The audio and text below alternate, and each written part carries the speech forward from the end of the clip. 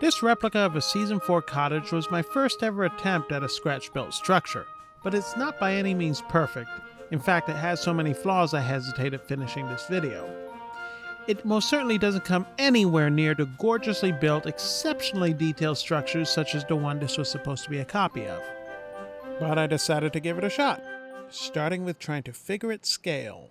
In Mind That Bike, the CCT van from here to here is roughly the height of the Sodor mail van, and the Sodor mail van shows up right next to that building. If that's 20 centimeters tall, then the building's going to be 31 and 20. 20? A little bit less than a third of its. No, maybe a little bit narrower. Whatever the length is, a third of its width, that's what it's going to be, I think. I wonder just how much they worked in imperial versus metric measurements on the show. So I thought I knew the size of the thing. The plan was to cut the structure of the building from foam core. So we're playing around with those oddball measurements, and so the only thing that I'm really happy about is about 30 millimeters and so. So let's see what we get. What is that in inches? 12 inches, ha ha ha ha. These guys are working in imperial, that's 12 inches.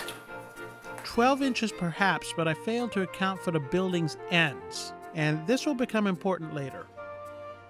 If my memory serves me correctly, I started building this cottage with no realization that it was the one so prominently featured in the episode Bulldog, and this meant the best reference pictures for this house were flying under my radar.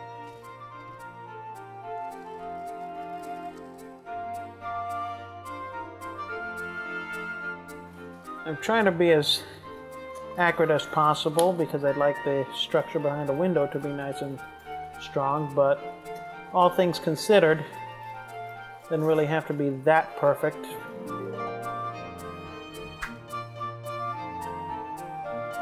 One thing I did get right is that hot gluing hobby wood to foam core resulted in a fairly efficient and strong way to shore up each corner of the building itself. This made for a very sturdy structure in a fairly short amount of time, but it would show its drawbacks soon. Not bad, huh? Okay, now for roofing. This is where things started to go wrong, and my lack of knowledge about what was actually used on the show started to rear its head.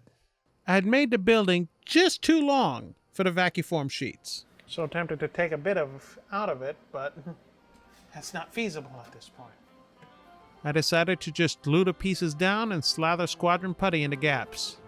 And I really would never recommend this method ever. I kept on going, but by this time I started to feel quite a bit discouraged. I knew I had a background building on my hands at best. So I started getting sloppy, knowing that the paneling itself was already a mess. Oh, come on. The hot glue would also haunt me much later.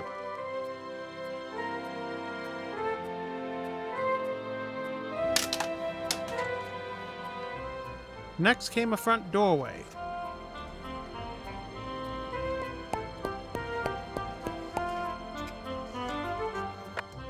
I also created a door out of balsa wood. This door required a lot more work than the end product might make you think. But it's a door. You could say it's adorable. The chimney came next with the same construction as the rest of the building.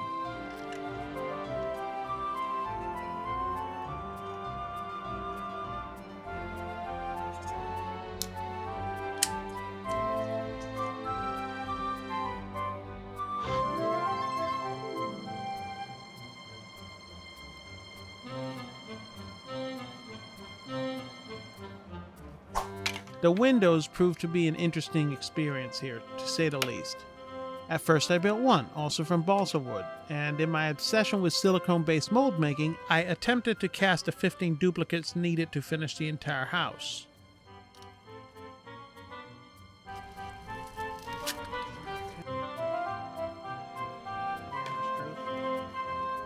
The first mold was a disaster. There was no hope of getting the window out in one piece, so I tried again. This is going to be the last window, presented to you by Ryan Johnson. These seemed to come out alright, so I used them as a trimming guide before paint. Speaking of paint, that was another wonderful snafu. The primer went on fine, followed by the tan on the base. But when I came to the bricks, I made the same error I did with my Sir Handel model. Way too dark a shade, which turned this cute stone house into a nightmare from Hogwarts. I did manage to improve it slightly with some light acrylic washes, but not enough. This is when the windows came up for paint. And this is when I learned just how many air bubbles one mold could get. In fact, what you see here is after I coated them with Zap-A-Gap and tried to repaint them. The white paint wasn't sticking to the primer either, so I decided not to bother with the resin anymore. I eventually bit the bullet and had these 3D printed in PLA. It was affordable enough, and being comprised entirely of 90-degree angles, the prints actually looked good. Each of them were painted, hot glued to the building, and finished.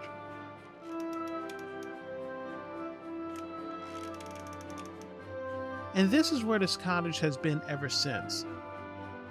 I've taken some photos of it next to my models, and even though my models have scaling issues as well, I'm pretty confident in saying that not only does it have the flaws that I've already mentioned, but it's easily oversized by about an inch or two in every direction. And as I alluded to before, the hot glue was a bad idea. This model's about 3 years old now, and all the vacuform parts are peeling off the hot glue. And while it's really not practical to do anything about the scaling issues, I think I can do a little bit better by this building and spruce it up a bit.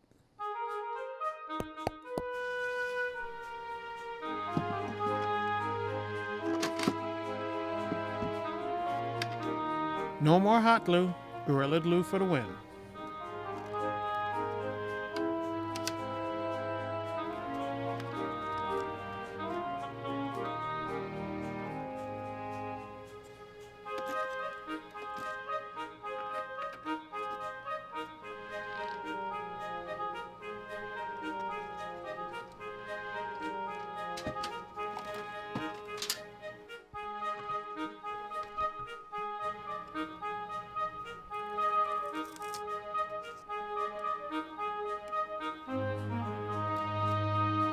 You know, I regret using Milliput to patch up the corners, especially how it looks and how hard it is to sand, but it does the job.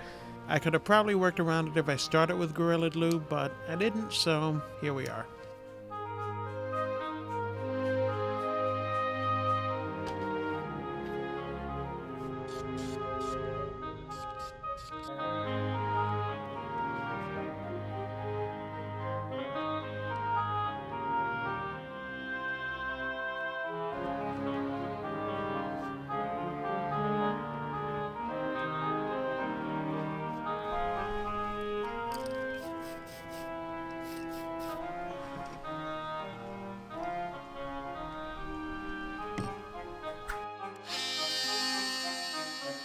One, two, three, four.